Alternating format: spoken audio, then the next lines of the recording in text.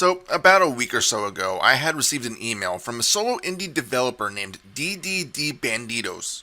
They encouraged me to check out the demo of the game that they were currently working on, named Poradora vs. Monsters of the World. The email described it as a modern take on the classic Mega Man formula. Well, with that, sign me up! So I downloaded the game and checked out the demo. What you're watching is a first impression video of what I think of what I've played so far. Obviously, keep in mind things might change between this demo and the final release. First off, the visuals are fairly unique, combining somewhat realistic environments with retro pixel-styled enemies. Not gonna lie, it's a bit odd at first, but it surprisingly works well for what it was aiming for.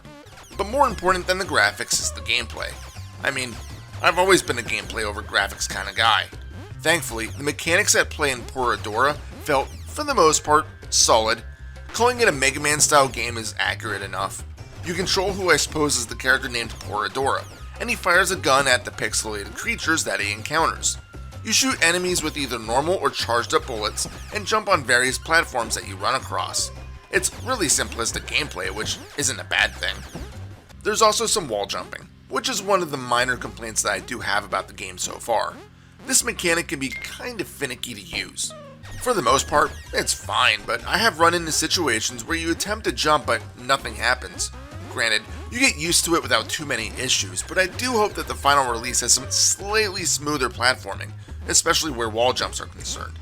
Piggybacking off of this, there is some frustrating enemy placement.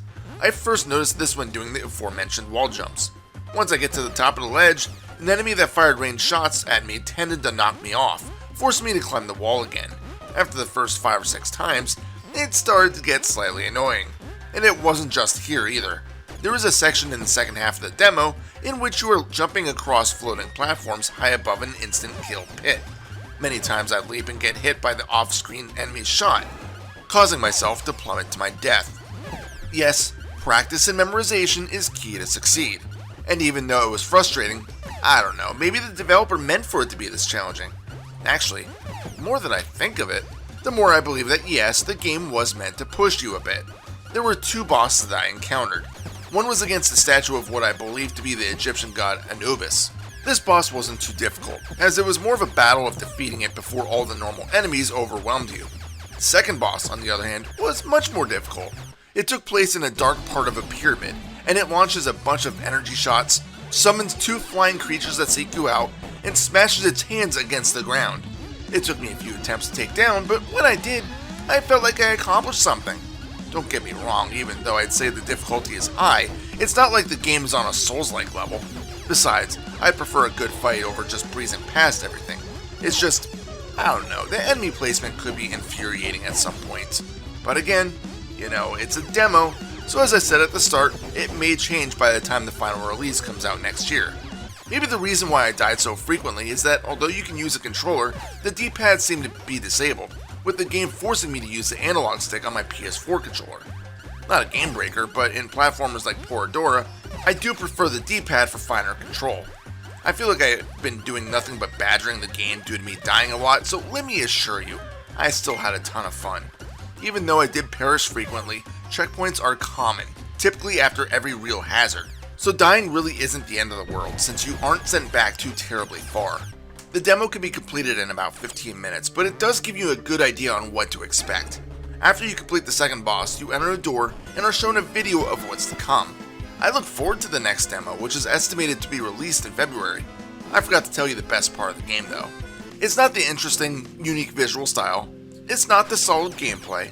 It's not the chipper, upbeat, thematic music. It's not the easy to understand tutorial. It's the fact that you replenish your health by petting a kitty. More games need this. More games need kitties. So that's a first look at Poradora vs. Monsters of the World.